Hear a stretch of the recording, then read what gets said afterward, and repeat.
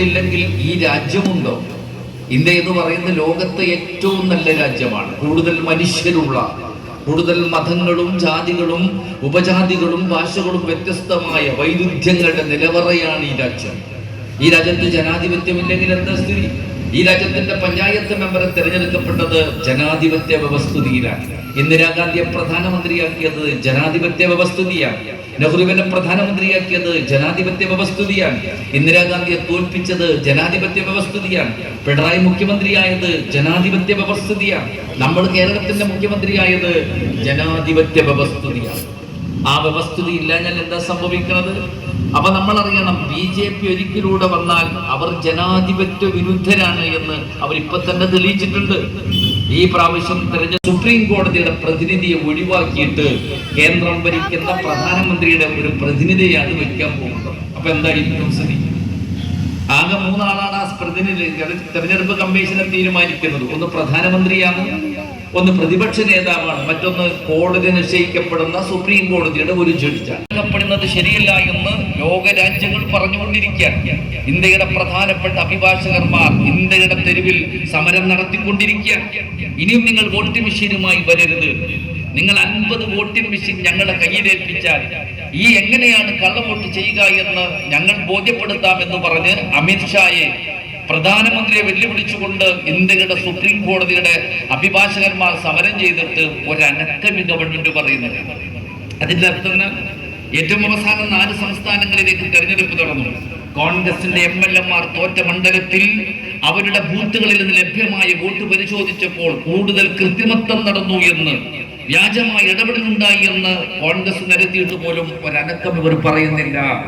Commission മറുപടി പറയുന്നില്ല, പ്രധാനമന്ത്രി മറുപടി പറയുന്നില്ല എന്ന് പറഞ്ഞാൽ അതിന്റെ അർത്ഥം എന്താണ്? ഈ ജനാധിപത്യ സംവിധാനത്തോട് ഒരു നിലയിലും അവർക്ക് യോജിച്ചു പോകാൻ സാധ്യമല്ല. അപ്പോ ഇനി ഒരിക്കലൂടെ അവർ അധികാരത്തിൽ വന്നാൽ, ഇപ്പൊ നമുക്കല്ലോ ഛത്തീസ്ഗഡിലെ തെരഞ്ഞെടുപ്പ് എന്താണ് നമ്മൾ കണ്ടത്? 35 ആളുകളുള്ള ഒരു സഭയിലേക്ക് തെരഞ്ഞെടുപ്പ് കഴിഞ്ഞപ്പോ കോൺഗ്രസും ആം ആദ്മി പാർട്ടിയും ഒന്നിച്ചു നിന്നാൽ 20 സീറ്റുമായി അധികാരത്തിൽ വരാൻ സാധിക്കും. യഥാർത്ഥത്തിൽ എന്താ സംഭവിച്ചത്? റിട്ടേണിംഗ് ഓഫീസർ ബാലറ്റ് പേപ്പർ കൃത്രിമം നടത്തി BJP ജയിപ്പിക്കാൻ തീരുമാനിച്ചു. കോടതിയുടെ ഗാന്ധിയുടെ നെഞ്ചിലേക്ക് നിറയൊടിച്ചത് രാജ്യത്തെ ഫാസിസ്റ്റുകളാണ്, RSSകളാണ്. എന്തിനാണ് ഈ അപരാധം ചെയ്തത്? ലോകം മുഴുവൻ സ്നേഹിക്കുകയും ആദരിക്കപ്പെടുകയും പ്രതീക്ഷർപ്പിക്കുകയും ചെയ്തിട്ടുള്ള ഗാന്ധിജിയുടെ നെഞ്ചിലേക്ക് നിറയൊടിച്ച ഇന്ത്യക്കാരോട് ലോകത്തെ മനസ്സാക്ഷിയുള്ളവർക്ക് വിരോധമാണ് ഉണ്ടായത്.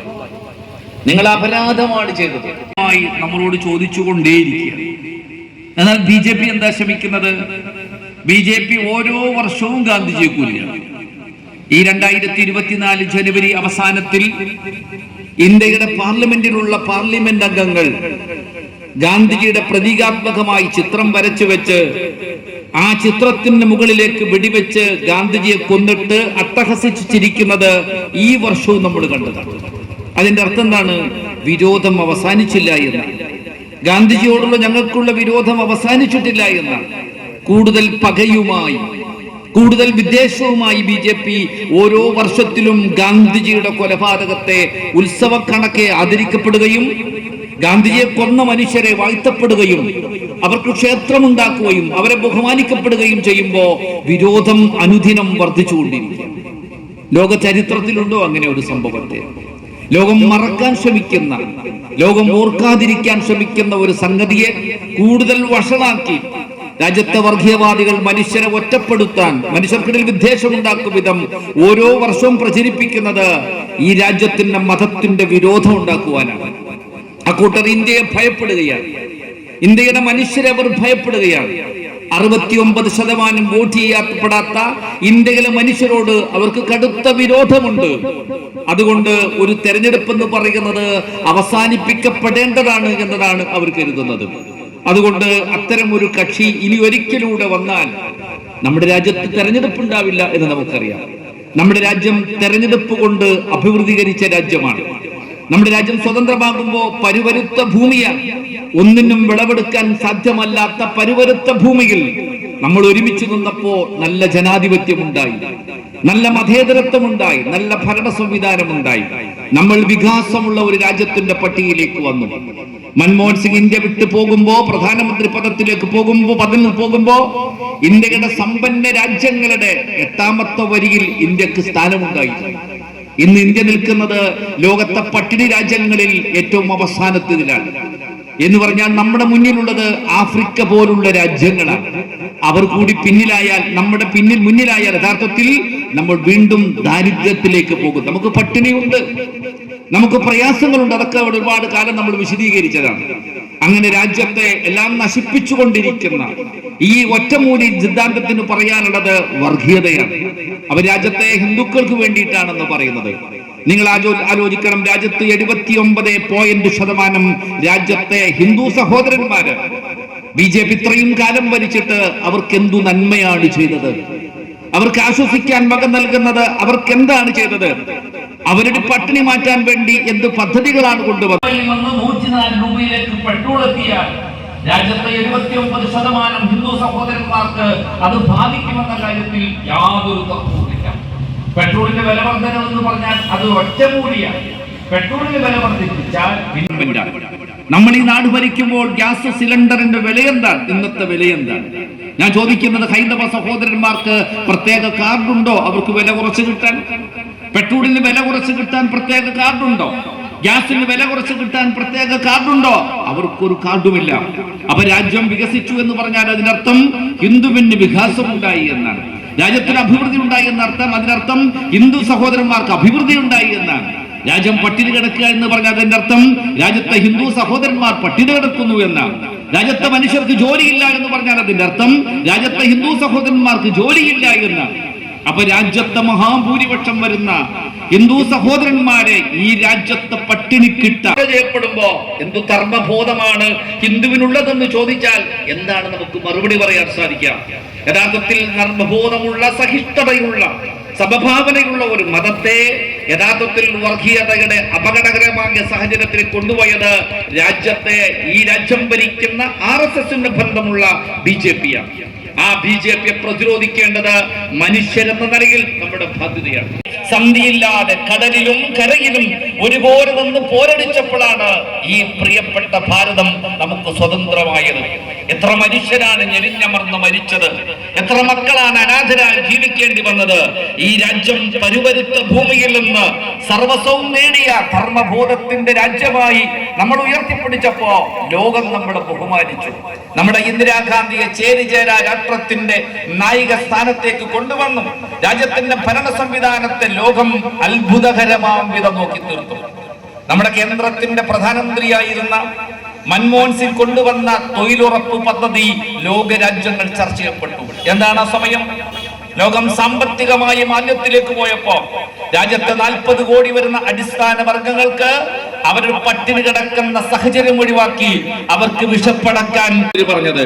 2 വർഷം കഴിഞ്ഞപ്പോ പിന്നെ ജോലിയില്ലാതെ വന്നു. വീണ്ടും ചർച്ച ചെയ്യപ്പെട്ടു, ഇനി ജോലി കൊടുക്കാനില്ല. പ്രധാനമന്ത്രി പറഞ്ഞു ജോലിയില്ലെങ്കിലും കൂലി കൊടുക്കണമെന്നാണ്. ലോകം അത്ഭുതപ്പെട്ടു പോയി.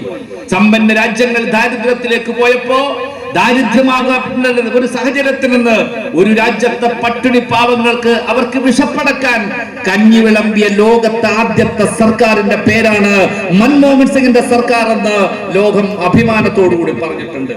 അതാണ് ന്യൂനപക്ഷങ്ങൾക്ക് പ്രത്യേക വകുപ്പുണ്ടാക്കിയത്. വർഗീയ കലാപമുണ്ടാകുമ്പോ കലാപത്തിനിരയായ കുടുംബങ്ങളെ സഹായിക്കാൻ തീരുമാനിച്ചത് ആ ഗവൺമെന്റാണ്. വർഗീയ കലാപത്തിന് എതിർത്ത് നൽകുന്ന മനുഷ്യരെ തുറങ്കലിലടക്കാൻ നിയമമുണ്ടാക്കിയത് ആ ഗവൺമെന്റാണ്. ആ ഗവൺമെന്റ് രാജ്യം ഭരിച്ചപ്പോ ലോകത്തിന്റെ നെറുകയിൽ നമ്മൾ എത്തി. ഇന്ന് നമ്മുടെ സ്ഥിതി എന്താ? ഇന്ന് ലോക രാജ്യങ്ങൾക്ക് നമ്മുടെ അഭിപ്രായത്തോട് ഒരു വിലയുമില്ല. പലസ്തീൻ എന്ന് പറയുന്ന രാജ്യം എല്ലാവർക്കും അറിയാം. പലസ്തീൻ എന്ന് പറയുന്ന രാജ്യത്തെ മുസ്ലിം രാജ്യങ്ങൾ പോലും ഒരു രാഷ്ട്രമായി അംഗീകരിക്കുന്നതിന് മുമ്പേ ഒരു രാജ്യമായി അതിൽ അംഗീകരിച്ച് ഇന്ത്യയിലേക്ക് കൊണ്ടുവന്ന പാർട്ടിയാണ് ഇന്ത്യൻ നാഷണൽ കോൺഗ്രസ് പാർട്ടിയും മുന്നണിയുമെന്ന് നമ്മൾ ഓർക്കേണ്ടതുണ്ട്. എന്നാൽ നമ്മുടെ ഗവൺമെന്റ് എന്താണ് ചെയ്തത്? പലസ്തീന്റെ കാര്യത്തിൽ ഗവൺമെന്റ് എന്താണ് ചെയ്തത്? മൻമോഹൻ സിംഗിന്റെ മന്ത്രിസഭയിൽ മന്ത്രിയായിരുന്ന അഹമ്മദ് സാഹിബ് പലസ്തീൻ ജനതയെ സാമ്പത്തികമായി ഇന്ത്യയെ കൊണ്ട് സഹായിപ്പിച്ചു. അവർക്ക് ആവശ്യമായ മരുന്നുകൾ നൽകി, ആവശ്യമായിട്ടുള്ള വാഹനങ്ങൾ നൽകി. ഒരുപക്ഷെ ഇന്ത്യ എന്ന് പറയുന്ന രാജ്യം നെഞ്ചോട് ചേർത്ത് പിടിച്ച, കൂടെ കൂട്ടാൻ ശ്രമിച്ച ഒരു രാജ്യം വളരെ അപകടകരമായ സാഹചര്യം വന്നപ്പോ അവർക്കെതിരെ നയം സ്വീകരിച്ചപ്പോ ലോകത്തിന്റെ മനുഷ്യർ യഥാർത്ഥത്തിൽ ഇന്ത്യ എന്ന് പറയുന്ന രാജ്യത്തെയാണ് ചെറുതായി കണ്ടത്. ലോകം അഭിവൃദ്ധിപ്പെട്ടപ്പോ ലോകം പ്രതീക്ഷർപ്പിച്ച രാജ്യമാണ് അക്രമകാരികളുടെ കൂടെ നിന്നത് എന്ന് പറയുമ്പോ രാജ്യത്തിന്റെ സൽപ്പേരാണ്. അവർ തകരും. മതേതര വിശ്വാസികളെ, നിങ്ങൾക്ക് കയ്യിൽ വോട്ടുണ്ട്, നിങ്ങൾക്ക് പാർട്ടിയുണ്ട്. നിങ്ങൾ തീരുമാനിച്ചാൽ, നിങ്ങൾ മുന്നണിയായി നിൽക്കാൻ തീരുമാനിച്ചാൽ ഈ രാജ്യത്തെ ഫാസിസ്റ്റുകൾക്ക് വിട്ടുകൊടുക്കേണ്ടതില്ല എന്ന് മുസ്ലിം ലീഗ് പാർട്ടി കേൾക്കാവുന്ന ദൂരത്തിലേക്ക്, കേൾക്കാവുന്ന മനുഷ്യരോട്, കേൾക്കാവുന്ന പാർട്ടിയോട് നിരന്തരം സംവദിച്ചുകൊണ്ടിരിക്കുക. നിങ്ങൾ ആലോചിക്കുക, രാജ്യത്തിന്റെ കടപ്പാടുള്ള മനുഷ്യരെ, നിങ്ങൾ ഏതു പാർട്ടിയിലാവട്ടെ, ഈ രാജ്യം ഓരോ സമയം തകർന്നു പോകുമ്പോ രാജ്യത്തെ വീണ്ടെടുക്കാൻ ഇന്ത്യയുടെ തെരുവിൽ കിടന്ന് കരയാൻ കണ്ണുനീരില്ലാതെ വിലപിക്കുന്ന മനുഷ്യരുടെ കൂടെ നിൽക്കാൻ നിങ്ങൾക്ക് തയ്യാറുണ്ടോ? നിങ്ങളുടെ പാർട്ടി തയ്യാറുണ്ടോ? നിങ്ങൾക്ക് ജാഥ നടത്താൻ സാധിക്കുമോ എന്ന് ഇന്ത്യയിലെ പാർട്ടി മുസ്ലിം ലീഗിന്റെ വലിയൊരു ചോദ്യമാണ്. നമുക്കൊരു സന്തോഷത്തിന് വകയുണ്ട്. ഈ തെരഞ്ഞെടുപ്പിൽ 24 പാർട്ടികൾ ഒരു മുന്നണിയായി നിൽക്കാൻ തീരുമാനിച്ചിട്ടുണ്ട്. സ്വാഭാവികമാണ് തർക്കങ്ങൾ ഉണ്ടാവാം.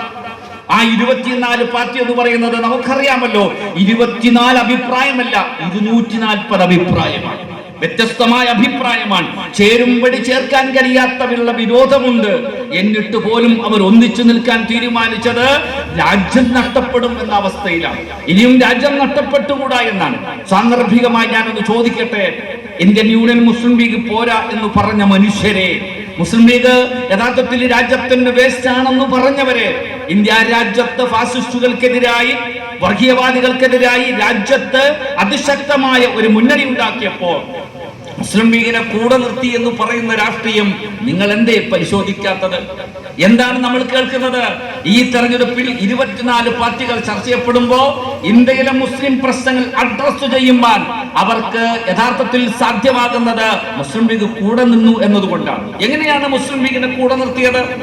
ഞാൻ നിങ്ങളോട് പറയാം. കേരളത്തിൽ 80 ലക്ഷം ആളുകളുണ്ടെന്ന് കരുതുക മുസ്ലിങ്ങൾ. അത്രയും മുസ്ലിങ്ങൾ ഒരുമിച്ച് നിന്ന് ഈ 24 പാർട്ടികളോട് പറയാണ്, ഞങ്ങൾ നിങ്ങൾക്ക് പിന്തുണ നൽകാം എന്ന് പറഞ്ഞാൽ ഈ പാർട്ടികൾ സ്വീകരിക്കാൻ യാതൊരു സാധ്യതയുമില്ല. എന്തുകൊണ്ടാണ്? മുസ്ലിം യഥാർത്ഥത്തിൽ കേരളത്തിന്റെ പുറത്തുള്ള, പ്രത്യേകിച്ച് തമിഴ്നാടിന്റെ പുറത്തുള്ള ഇന്ത്യയിലെ മുസ്ലിം ജനസാമാന്യത്തെ സംബന്ധിച്ച് നേരായ ഒരു ധാരണ യഥാർത്ഥത്തിൽ മഹാഭൂരിപക്ഷം പറയുന്നത്. ഇപ്പോ കഴിഞ്ഞ വർഷത്തിൽ നടന്ന ഉത്തരേന്ത്യൻ തെരഞ്ഞെടുപ്പിൽ 408 സീറ്റിൽ BJP ഹൈന്ദവ സഹോദരന്മാരെ സ്ഥാനാർത്ഥിയാക്കി. അപ്പൊ പത്രക്കാർ പറഞ്ഞു, നിങ്ങളൊരു 10 പേരെ മുസ്ലിങ്ങളെ നിർത്തിയാൽ ഇന്ത്യയിൽ മുഴുവൻ നിങ്ങൾക്കത് പറയാമല്ലോ, ഞങ്ങൾ മുസ്ലിം പക്ഷത്താണ്, ഞങ്ങൾക്ക് മുസ്ലിങ്ങളോട് വിരോധമില്ല, ഞങ്ങളുടെ സ്ഥാനാർത്ഥി പട്ടികയിൽ മുസ്ലിങ്ങളുണ്ട് എന്ന് നിങ്ങൾ അവിടെ പറഞ്ഞാൽ ഉത്തരേന്ത്യയിൽ വോട്ട് കിട്ടിയില്ലെങ്കിൽ പോലും ഇന്ത്യ രാജ്യത്ത് മുഴുവൻ മുസ്ലിം ജനസാമാന്യം നിങ്ങളോട് അടുക്കുവാൻ തയ്യാറാവും, നിങ്ങളോട് ബന്ധപ്പെടാൻ തയ്യാറാവും. അങ്ങനെ ഒരു രാഷ്ട്രീയം ദേശീയ തലത്തിൽ ഉണ്ടാക്കാൻ 10 സീറ്റ് നിങ്ങൾക്ക് നൽകിക്കൂടെ എന്ന് ബിജെപിയോട് ചോദിച്ചപ്പോ BJP പറഞ്ഞത് 10 പേരെ നിർത്തിയാൽ മഹാഭൂരിപക്ഷത്തിന്റെ വോട്ട് നഷ്ടപ്പെടുമെന്നാണ്. എന്ന് പറഞ്ഞാൽ അതിന്റെ അർത്ഥം എന്താണ്? അത്രയും വിരോധം പറഞ്ഞിട്ടുണ്ട്, അത്രയും തിരുത്തപ്പെടാൻ കഴിയാത്ത വിധത്തിലുള്ള വർഗീയത പറഞ്ഞിട്ടുണ്ട് എന്നാണ്. അങ്ങനെയുള്ള ഇന്ത്യ രാജ്യത്ത്, വർഗീയത കൊണ്ട് രൂപപ്പെട്ടു വന്ന ഇന്ത്യൻ രാജ്യത്ത് ഫാസിസ്റ്റുകൾ എതിർക്കപ്പെടുന്ന ഒരു ചോദ്യം ചേരിയിൽ മുസ്ലിം പ്രശ്നങ്ങളെ അഡ്രസ് ചെയ്യാൻ മുസ്ലിം ലീഗിനെ കൂട്ടി എന്ന് പറഞ്ഞാൽ, മുസ്ലിം ലീഗിനെ ചേർത്തു എന്ന് പറഞ്ഞാൽ, അതിന്റെ കൂടെ മുസ്ലിം ലീഗിന്റെ കൊടികെട്ടാൻ അവർ സമ്മതിച്ചു എന്ന് പറഞ്ഞാൽ ഇന്ത്യൻ യൂണിയൻ മുസ്ലിം ലീഗിന്റെ രാഷ്ട്രീയ മാർഗമാണ് പിന്നോക്ക വിഭാഗത്തിന്റെ രാഷ്ട്രീയമെന്ന് രാജ്യം അഭിമാനത്തോടുകൂടി സമ്മതിക്കുക. ഇതൊരു ചെറിയ കാര്യമല്ല. നമ്മളെ കൂടി കൂട്ടിയില്ലെങ്കിൽ ഇന്ത്യയിലെ ഈ മുസ്ലിം പ്രശ്നങ്ങൾ പറയാൻ ആരാണുള്ളത്? ഏതു രാഷ്ട്രീയ മാർക്കറ്റിലാണ് നിങ്ങൾക്ക് പരിഹാരമുണ്ടത്? ഇന്ത്യൻ പ്രധാനമന്ത്രി പറഞ്ഞത് 543 പാർലമെന്റ് മെമ്പർമാരിൽ എന്നെ ഏറ്റവും ശക്തമായി എതിർത്തത്, എന്റെ മുഖത്തു വിരൽ ചൂണ്ടി പറയുന്നത് 3 പേർ മാത്രമാണ്. അത് ഇന്ത്യൻ യൂണിയൻ മുസ്ലിം ലീഗിന്റെ പ്രതിനിധികളാണെന്ന് പ്രധാനമന്ത്രി പറഞ്ഞാൽ അതിന്റെ അർത്ഥം ആ മുസ്ലിം ലീഗിനെ കൂട്ടാൻ 24 പാർട്ടികൾ തയ്യാറായി എന്ന് പറഞ്ഞാൽ മുസ്ലിം ലീഗ് രാഷ്ട്രീയത്തിന്റെ നന്മയെ, മുസ്ലിം ലീഗ് രാഷ്ട്രീയത്തിന്റെ കർമ്മത്തെ, മുസ്ലിം ലീഗ് രാഷ്ട്രീയത്തിന്റെ നയങ്ങളെ, മുസ്ലിം ലീഗ് രാഷ്ട്രീയത്തിന്റെ പരിപാടിയെ മതേതര രാഷ്ട്രീയ പാർട്ടികൾ അംഗീകരിക്കേണ്ടി വന്നിട്ടുണ്ട് എന്നതാണ് നമ്മൾ മനസ്സിലാക്കേണ്ടത്. അപ്പൊ നമ്മുടെ ഒരു പ്രതീക്ഷയുണ്ട്. 14 നിന്ന് 19 19 നിന്ന് 24 വന്നപ്പോ മതേതര പാർട്ടികൾക്ക് ഒരുമിച്ച് നിൽക്കണം എന്ന് തോന്നിയിട്ടുണ്ട്. പരമാവധി ഒരുമിച്ച് നിൽക്കാൻ അവർ സന്നദ്ധമായിട്ടുണ്ട്. അത്തരം ഒരു സന്ദർഭത്തിലാണ് കേരളത്തിലെ മാർക്സിസ്റ്റ് പാർട്ടിയെ നമ്മൾ ചോദ്യം ചെയ്യപ്പെടുന്നത്. നിങ്ങൾ എവിടെയാണ്? ഇന്ത്യ രാജ്യത്തെ മുസ്ലിം സമുദായത്തിന് വേണ്ടി കണ്ണീരൊലിപ്പിക്കുന്ന കമ്മ്യൂണിസ്റ്റ് പാർട്ടിയുടെ സഹോദരന്മാരെ ഈ ബിജെപിയുടെ വളർച്ചയുണ്ടായപ്പോ, അവർ പാർലമെന്റിലേക്ക് പോയപ്പോ, അവർ മന്ത്രിയായപ്പോ, അവർ പ്രധാനമന്ത്രിയായപ്പോൾ നിങ്ങൾ എങ്ങനെയാണ് പ്രതിഷേധിച്ചത്? അവരുടെ വരവിനെ തടയാൻ നിങ്ങൾ എന്തു ശ്രമമാണ് നടത്തിയത്? നിങ്ങൾ എന്തു നയമാണ് സ്വീകരിച്ചത് എന്ന് ഈ രാജ്യത്തെ മുസ്ലിം സമുദായത്തെ അവരുടെ വോട്ടിന് വേണ്ടി കാത്തിരിക്കുന്ന മാർക്സിസ്റ്റ് പാർട്ടി പറയേണ്ടതുണ്ട് എന്ന് ഞാൻ സാന്ദർഭികമായി പറയാം. എന്താണ് കമ്മ്യൂണിസ്റ്റ് പാർട്ടി ചെയ്തത്? ബിജെപിയും കോൺഗ്രസും ഒരു നാണയത്തിന്റെ 2 വശമാണെന്ന് പറഞ്ഞു. പിന്നെ പറഞ്ഞത് എന്താണ്? കോൺഗ്രസിനേക്കാൾ മെച്ചപ്പെട്ടത് ബിജെപി. അപ്പൊ എത്ര സീറ്റാ കിട്ടിയത്? 86. 2 സിയും കോൺഗ്രസും ഒരേ നാണയത്തിന്റെ 2 വശമാണ്. 86 സീറ്റിലേക്ക് ബിജെപി വരുമ്പോൾ ആ തെരഞ്ഞെടുപ്പിൽ പറഞ്ഞത് കോൺഗ്രസിനേക്കാൾ മെച്ചപ്പെട്ട പാർട്ടി ബിജെപിയാണ്. കോൺഗ്രസിനേക്കാൾ മെച്ചപ്പെട്ട പാർട്ടി എന്ന് പറഞ്ഞാൽ ഗാന്ധിജിയെ കൊന്ന പാർട്ടിയെ അംഗീകരിച്ചത് കമ്മ്യൂണിസ്റ്റ് പാർട്ടി എന്നാണ്. ഗാന്ധിയുടെ കൊലപാതകത്തിന് ശേഷം ഇന്ത്യയുടെ തെരുവിൽ ബിജെപി ഉണ്ടായിരുന്നില്ല. ഒരു നിയമസഭയിലും ബിജെപി ഉണ്ടായിരുന്നില്ല. പാർലമെന്റിൽ ബിജെപി ഉണ്ടായിരുന്നില്ല. കാരണം ഗാന്ധിജിയെ കൊന്നവരോട് രാജിയാകാൻ ഇന്ത്യയുടെ മനസാക്ഷിക്ക് സാധ്യമായിരുന്നില്ല. ഇന്ത്യക്കാർ വെറുത്തു മാറ്റി നിർത്തിയ, ഇന്ത്യക്കാർ അകലം നിർത്തിയിട്ടുള്ള ഒരു പാർട്ടിയെ ദേശീയ രാഷ്ട്രീയത്തിന്റെ പട്ട് നൽകി അവരെ മുന്നണിയിൽ ചേർത്ത് അവരുമായി ബന്ധം സ്ഥാപിച്ചപ്പോഴാണ് 2 നിന്ന് 86 സീറ്റ് കിട്ടിയത്. 86 കിട്ടിയ ബിജെപി രാമക്ഷേത്രത്തിന് വേണ്ടി വാദങ്ങൾ ഉന്നയിച്ച് വർഗീയത പറയാൻ തുടങ്ങി. രാജ്യത്ത് വർഗീയത ഉണ്ടാക്കി. പിന്നീട് അവർ ഇന്ത്യ രാജ്യത്ത് ഒറ്റക്ക് അധികാരത്തിൽ